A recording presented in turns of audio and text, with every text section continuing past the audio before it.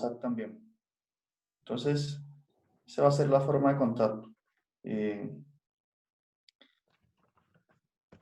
Esta materia tiene 4 créditos. Entonces recuerden que un crédito corresponde a 3 horas de estudio semanal. Por lo tanto, esta materia debe estudiarse 12 horas a la semana. Bien. 4 horas las hacemos en clase, que van a ser los martes de 6 a 8 y los sábados de 6 a 8. Y ahí abarcaríamos 8 horas.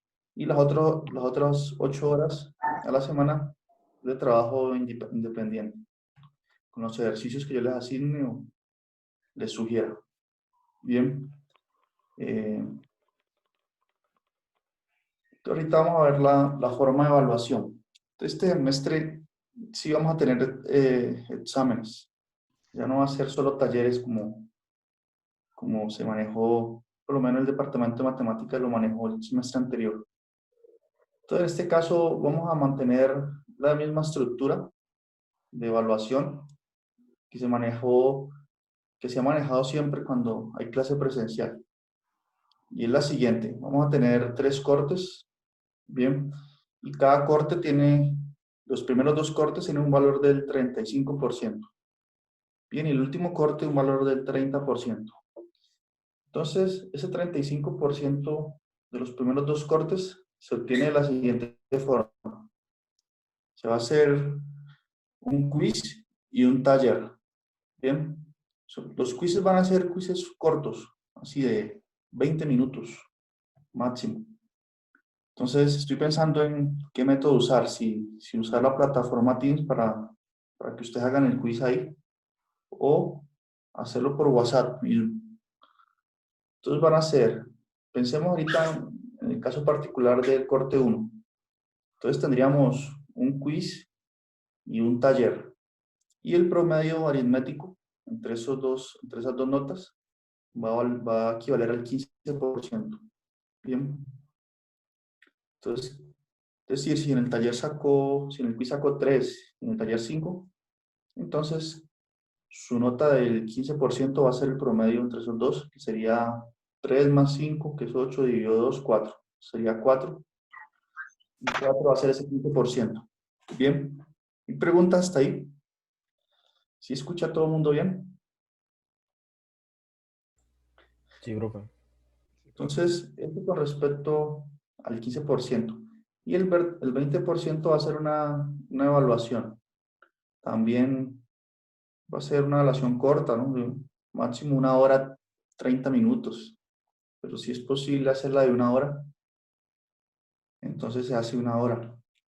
Y para la evaluación sí es individual y se desea que cada estudiante prenda la cámara y para estar viendo ahí en vivo cómo ustedes resuelven el taller, bien individual, perdón, el examen.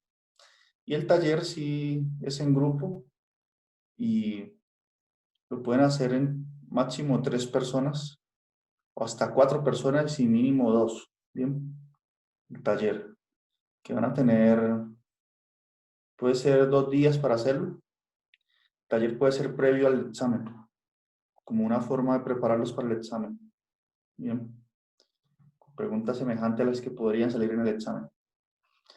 Y la misma estructura se maneja para los otros 2 cortes, bien, se hace un quiz y un taller para el 15% y una evaluación para el otro 20%.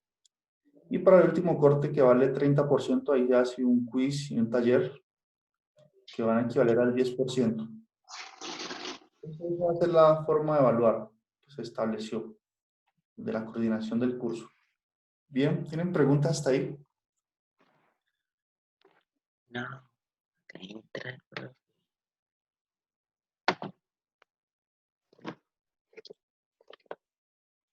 Indica que la que hay, pinche. Bueno, si Buenos no hay días, preguntas, profe. ¿Cuántos puntos va a ser más o menos el parcial o la evaluación final? No hemos ni empezado y ya está. bien, entonces la evaluación puede ser 4 ejercicios, 4 a 5. sencillos. Papito. Pero sí, eso es lo que se dio desde la coordinación, pero Cálculo y no podría. multivariable. Se trata de mantener la homogeneidad, ¿no? Entonces, que todos los cursos vamos a mantener esa estructura. 5 preguntas, Vamos. más o menos. Usted vio la bolsa del celular. Ahora, no hay que decir de la evaluación. Guárdala en la gama. A ver.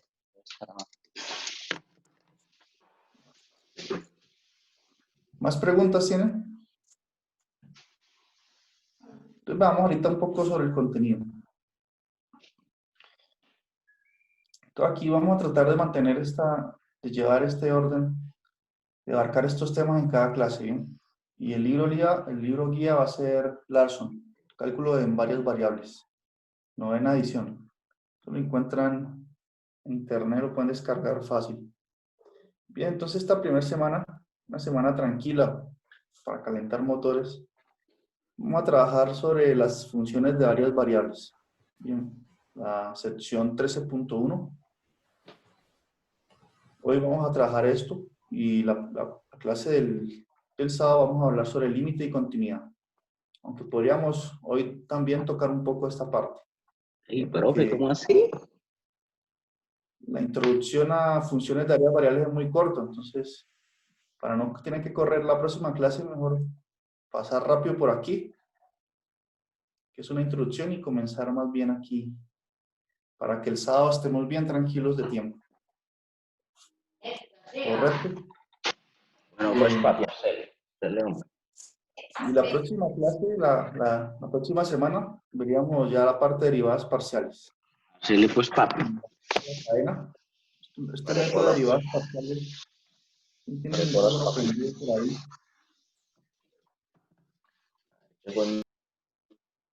Esta parte de derivadas parciales, pues, de funciones de dos variables, tiene mucho que ver con las derivadas que ya sabemos hacer, el curso de cálculo diferencial. ¿Bien? Y aquí se marca el primer quiz. Observen, sería en la segunda clase de la próxima semana. Bien, entonces son quizzes muy cortos sobre alguna pregunta, sobre algún tema de estos anteriores. Una pregunta, una sola pregunta, un quiz que puede durar 20 minutos. Bien, muy sencillo. No va a dar ningún problema. ¿Cómo vamos con el internet ahí? ¿Sí me escucha bien o no? Sí, profe, sí se escucha bien. Sí, señor. Bueno, entonces en la semana del 14 al 19 pues vemos derivadas direccionales, gradientes. Y esta parte de planos tangentes podríamos ver si la saltamos en este momento y la veríamos más adelante. Bien, porque aquí estaría como fuera de contexto estudiar este tema. Entonces, podríamos ver derivadas direccionales y gradientes en esta semana del 14 al 19. Bien, y dejar esta sección para más adelante. Por acá para después del primer corte. Y ya pasar a ver el extremo de funciones de dos variables. Bien, eso tiene que ver con hallar el máximo y el mínimo de una función de dos variables. Así como en cálculo diferencial, supongo que ustedes hallaban máximos y mínimos, ¿no? Y una función de una sola variable, que usaban, derivaban y igualaban a cero. No sé si se acuerdan de eso. Entonces, aquí se van a analizar esas ideas. Bien, y vamos a estudiar algunas aplicaciones. Puede ser en economía o en física, porque siempre uno está interesado en hallar el máximo o el mínimo de una función. Por ejemplo, si tenemos una función de utilidad, digamos en el plano de la economía, entonces nos gustaría saber, digamos que la utilidad depende de los insumos. Entonces nos gustaría saber qué cantidad de insumos de uno u otro material nos darían la máxima utilidad, por ejemplo. Entonces, hay varias aplicaciones. Y los multiplicadores de Lagrange es un método que nos permite hallar el máximo y el mínimo de funciones que están sujetas a algunas restricciones. Entonces, si yo quiero, si continúo con la idea del ejemplo de la función de utilidad, Si yo quiero maximizar esa función, sujeto a algunas restricciones económicas, porque yo no puedo comprar cualquier cantidad de insumos, por ejemplo. Tengo una restricción económica y de conseguirlos también. Entonces ahí tengo que usar este método para hallar el mayor valor de la función sujeto a esas restricciones que yo tengo. Restricciones económicas. Bien, entonces eso es correspondiente al primer corte. Vamos a abarcar estos temas. No es mucho y por eso podemos estudiarlo tranquilamente, haciendo todos los detalles. Bien, entonces eso es lo que tenemos para el primer corte. ¿Alguna pregunta sobre la metodología? Entonces nosotros podríamos, como son 2 horas que tenemos en cada clase, bastante tiempo por una clase virtual, ¿no? Entonces podríamos hacer lo siguiente. Podríamos en los primeros 30 minutos de cada clase dedicarlos a consulta. Bien, entonces yo en cada clase voy dejando unos ejercicios sugeridos que muy probablemente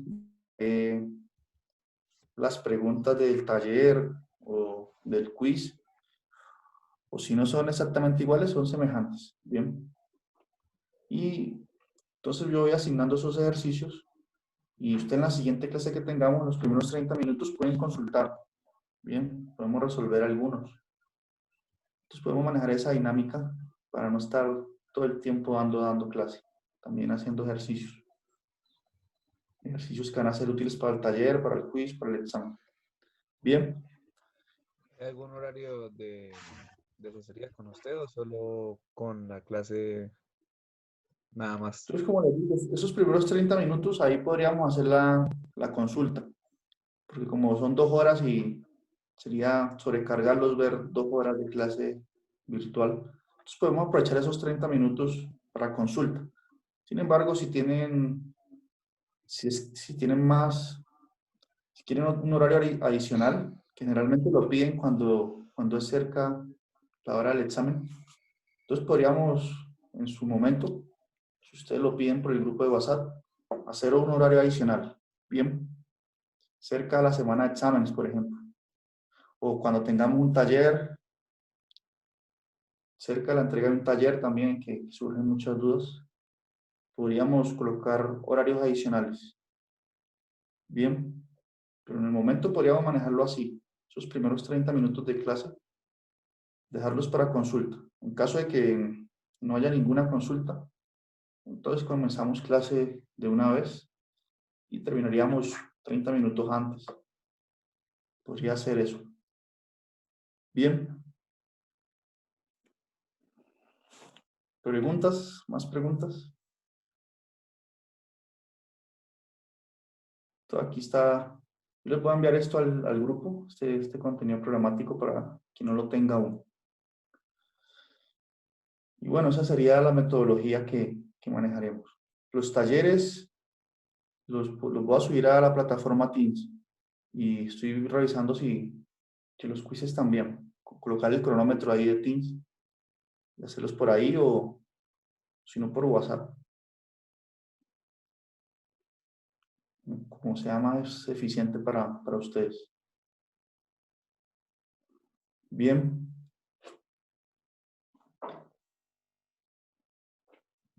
Entonces, ¿qué más faltará por decir? Ya está el método de evaluación. Entonces, yo creo que es eso, ¿no?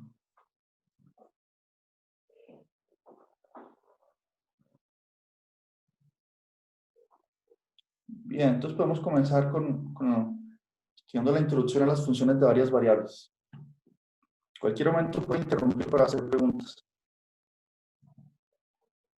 Entonces aquí está, voy a colocar un momento el libro guía. Vamos a trabajar en la sección 13.1. Bien, yo hice unas notas aquí adicionales también. Y bueno, en los próximos días voy a incorporar aquí una pantalla digital para poder dar las clases escribiendo aquí digitalmente. Creo que es mejor así. Bien. Entonces, aquí está la sección 13.1 del libro guía. Cálculo de 2 variables de Larson. Vamos a empezar aquí hablando sobre estas funciones. funciones de varias variables. Entonces nosotros, lo que hemos hecho hasta ahora en los cursos de cálculo integral y diferencial es estudiar funciones de una sola variable, ¿no? Sin embargo, esas funciones tienen una limitación cuando uno va a mirar problemas aplicados, en el que uno ve que, por ejemplo, en el caso de la física, si queremos pensar, tenemos una lámina, esa lámina está en el plano de dos dimensiones.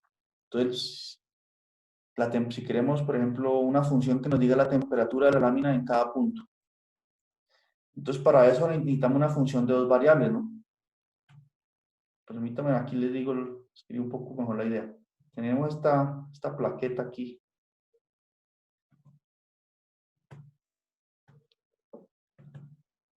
¿Cierto?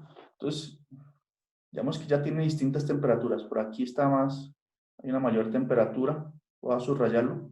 Y por acá, la otra parte, está más frío.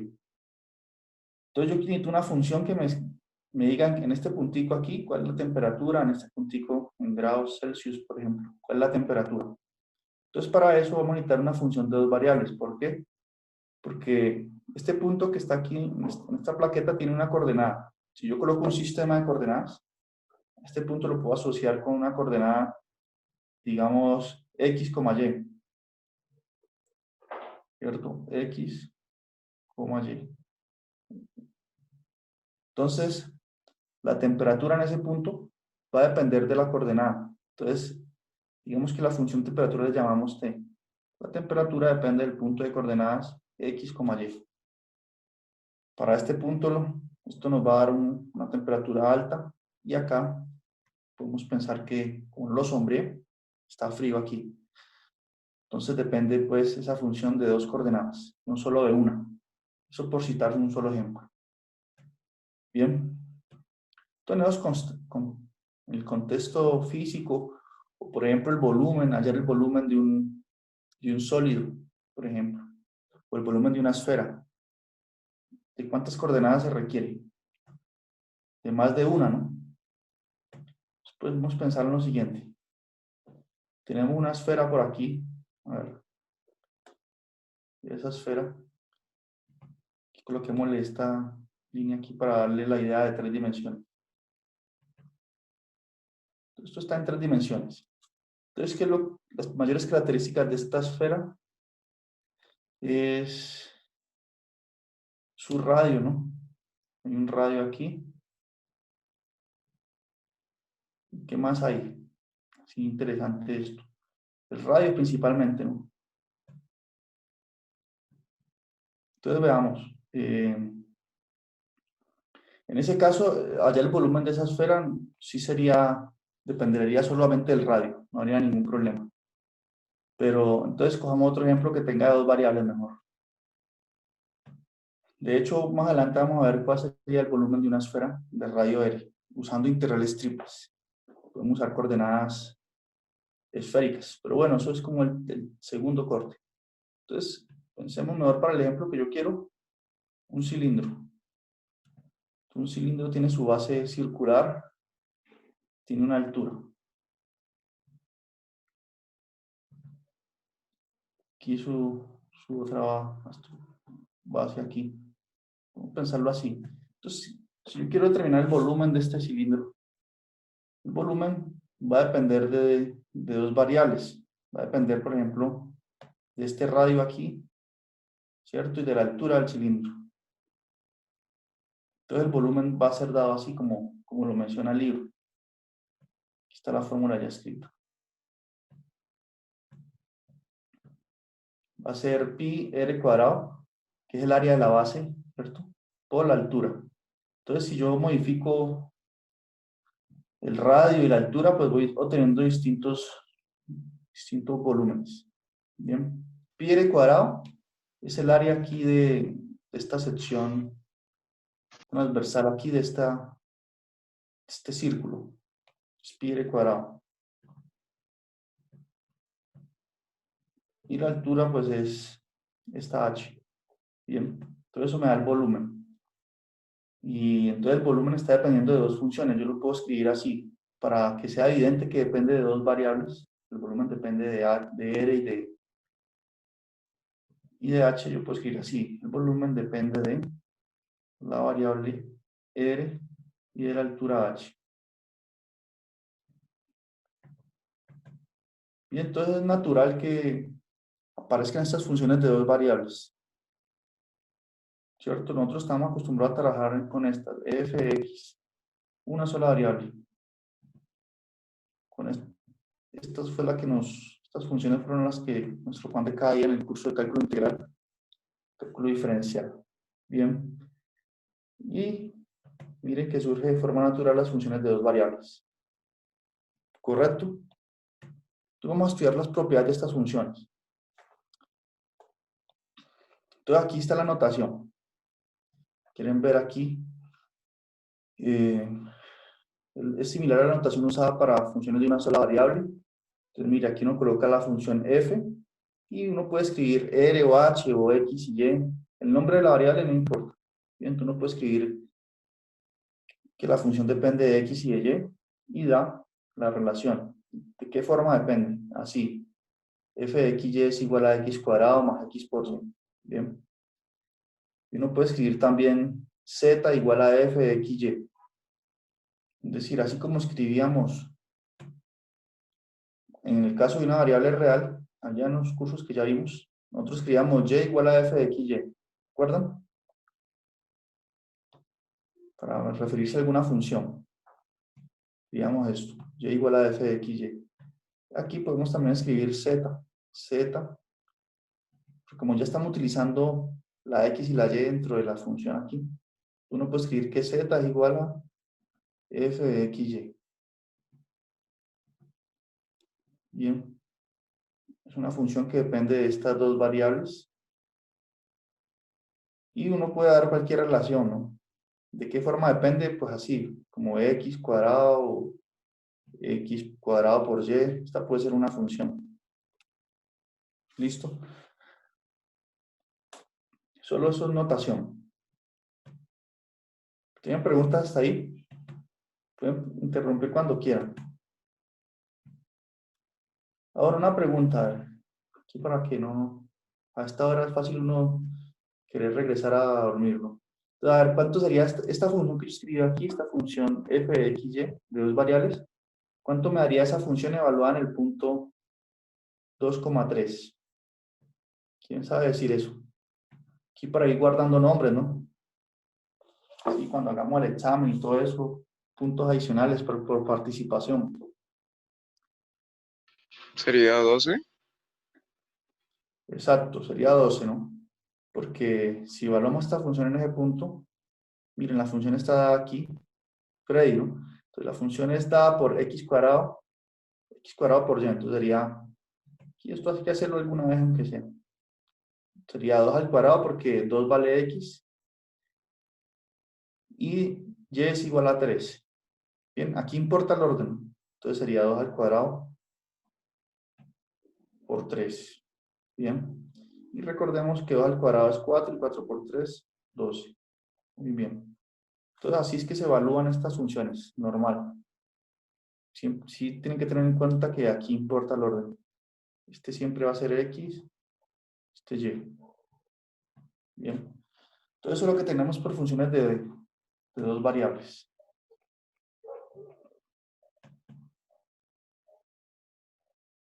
Y también podemos definir funciones de 3 variables. No hay ningún problema. O de 4 o de 5 variables.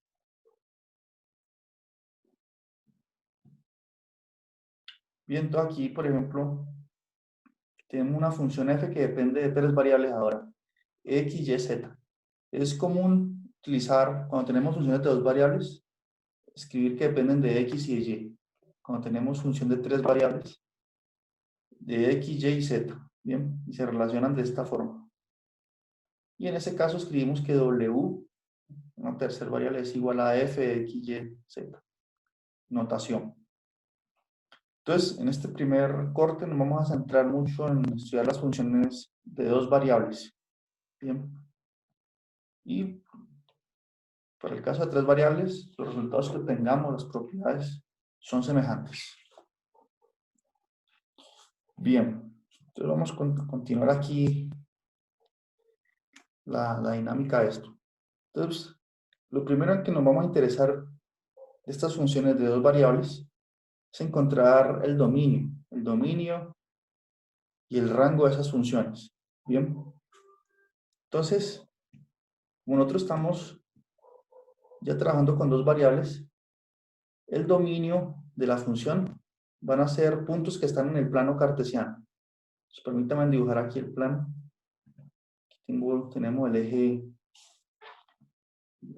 X, el eje horizontal siempre va a ser X, y el eje vertical el eje Y. Bien, entonces aquí uno ubica los puntos, ¿no? Un punto con coordenadas X aquí y aquí. Estamos aquí haciendo una clase como de resumen, un poco de lo que ya sabemos. Ese punto que ubiqué ahí tiene coordenadas X, Y, ¿no? Entonces, como nosotros tenemos funciones de dos variables, no estamos interesados en el dominio de esas funciones. Entonces, ¿qué va a ser el dominio? Va a ser alguna región aquí del plano. Podemos pensarla así. Pensar en una región cerrada, si quieren. Una región D. ¿Y cuáles son las características de esa región D? Entonces, veamos la definición de nuevo del libro. Sea D un conjunto de pares ordenados de números reales. Este conjunto de pares ordenados es esa región que yo subrayé ahí en la pizarra. Bien. Entonces, ¿qué propiedad tiene un punto que esté dentro de esa región? Quiere decir que la función f que nos han dado está definida en ese punto, que no hay ningún problema evaluarla en el punto de coordenadas x, y. ¿Eso qué quiere decir? Que nos da un número real, un único número real. Bien, eso es lo que quiere decir que la función está definida en el punto de x, y, que nos da un número real. ¿En qué caso no nos podría dar un número real? Pues pensemos en la siguiente función. Si pensamos en la función, por ejemplo, todo el mundo me escucha ahí bien, ¿cierto? Pensemos en esta función por un momento. F de XY igual a, por ejemplo, a 1 sobre X menos Y. ¿Cierto? Una función normal de dos variables. Ahora la pregunta es, ¿será que esa función se la podemos evaluar en el punto 1,1?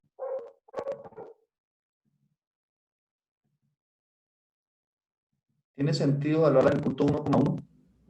Daría 0. ¿Qué dicen? ¿Cómo?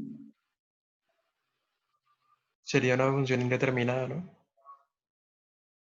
Exacto, porque me daría 1 sobre 1 menos 1, que es 0. Entonces, como ustedes observan, estoy dividiendo entre 0, y eso es una indeterminación. Esto no es un número real, esto no pertenece. Vamos a escribir el símbolo de no pertenece así, ¿no? No pertenece al conjunto de los números reales. Entonces, el punto 1,1 no está en el dominio de esta función que yo escribí aquí al inicio. Esta función aquí. Esta función que subrayé en el cuadrito. No está ahí en ese dominio. Y dígame en qué otro punto no estaría en el dominio.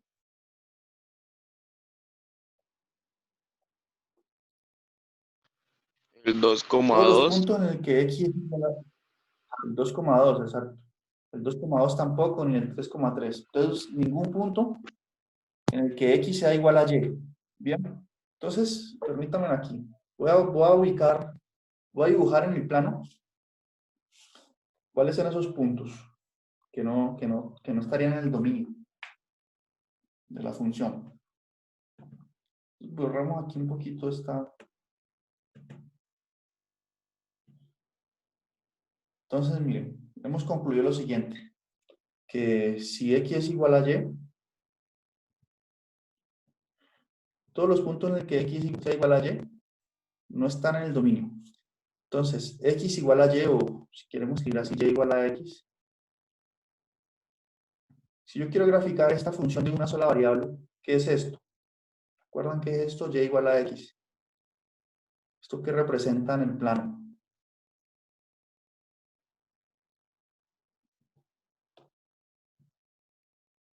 Eso representa una recta, ¿no? Dependiente 1. Porque ustedes cuando, si x es 1, y es igual a 1. Entonces uno puede ubicar algunos puntos ahí trazar la recta. Esto que subrayé aquí, y igual a x, es una recta. Y dependiente 1, que pasa por el origen. Entonces esta recta. Perdón. Voy a dibujarla aquí.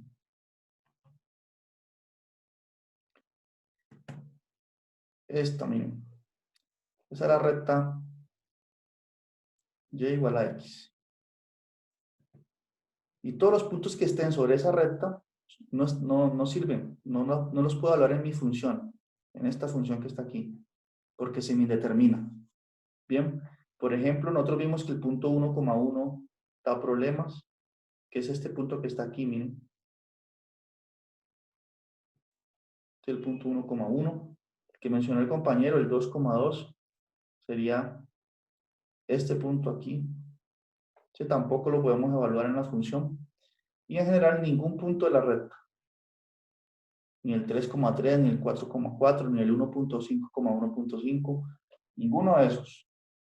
Entonces, ¿eso qué quiere decir? Que el dominio de nuestra función, exceptuando ese caso, el único problema es aquí en el denominador cuando y es igual a x. Pero el resto, todos los puedo evaluar. Bien.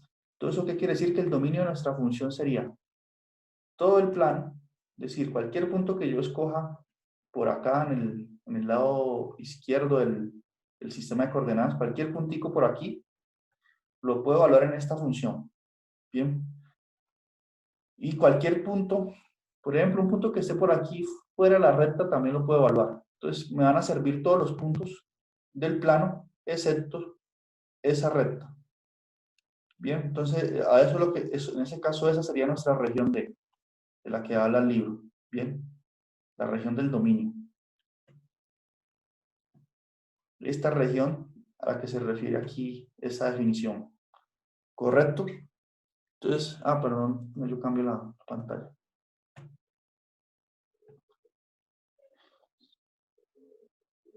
Sería esta región D. En ese caso, esa sería la región D del dominio. Bien. Ahorita el rango es el conjunto de todos los valores que toma nuestra función cuando la voy evaluando en puntos del dominio. Bien. Entonces el rango va a ser puede ser un intervalo. Bien. Puede ser desde infinito hasta infinito. Entonces, en este caso de la función que tenemos, ¿cuál sería el rango? Vamos a pensar en eso. ¿Será que esta función, a ver, permítanme borrar aquí todo esto y, por favor, si tienen preguntas, las hacen, que todas son bienvenidas. Y además que también aclara dudas a los demás compañeros. La duda que alguno de ustedes tenga la puede tener otra persona y así podemos hacer esto más interesante. Entonces, aquí está nuestra función. ¿Será que esta función puede tomar valores negativos?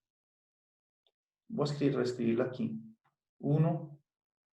Esta es nuestra función de dos variables. Sobre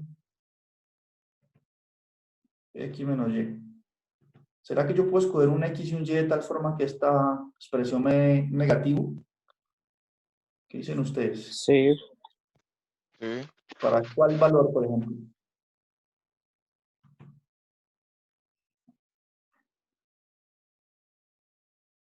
Daría eso negativo. Cuando lo evalúo, ¿en qué número? ¿Qué par? Todos los números que y sea mayor. Que y sea mayor, ¿no? Entonces, por ejemplo, en 2,3, ¿cierto? Me daría negativo. Aquí me haría 2 menos 3 da menos 1. Me daría 1 sobre menos 1 igual a menos 1. Ahora, me pregunto si esta función puede ser tan negativa como deseemos. Es decir, ¿será que existe un valor de x y y que me dé menos 100? ¿Qué pensarían ustedes sobre eso? ¿Será que esa función puede dar menos 100? ¿O puede dar menos 1000? o menos 10.000.